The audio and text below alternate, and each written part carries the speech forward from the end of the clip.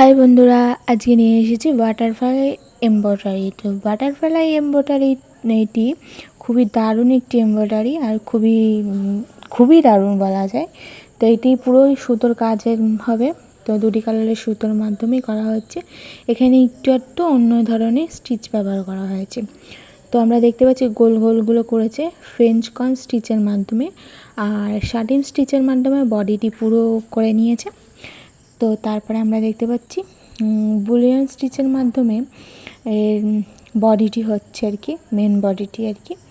তো দেখো কেমন করে করছে, বুলিয়ান স্টিচটি একটু করে নিয়েছে। তো খুবই দারুণ একটি স্টিচ এটি। আর এবার ফ্রেঞ্চ কর্ন স্টিচের মাধ্যমে এই দুটো করলো।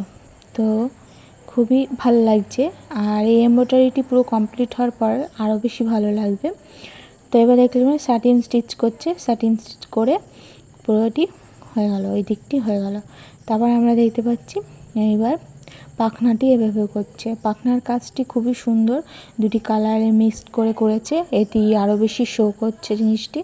এই সমস্ত এমব্রয়ডারি তোমরা যে কোনো জিনিসের পর করতে পারো, তোমাদের পছন্দের জামা কাপড়ের পর করতে পারো, কিংবা ব্লাউজের পর করতে পারো, আবার পিলো কভারের পরও করতে পারো। এইসব শুধু সুতোর কাজ, এটা পিলো কভারের উপর করলে কোনো অসুবিধাই হবে না, আমাদের শোয়ার জন্য কোনো অসুবিধা হবে না। তো দেখো কেমন করে করছে, এমন করে তোমাদেরকেও করে ফেলতে হবে। খুবই দারুণ আর খুবই কিউট একটি স্টিচ এখানে। আর এখানে বেশি কিছু স্টিচ ব্যবহার করেনি, 2-3টে স্টিচের মাধ্যমেই এখানে কাজটি কমপ্লিট হয়ে গেছে। তো তোমাদের কেমন লাগলো সেটি কমেন্টে কিন্তু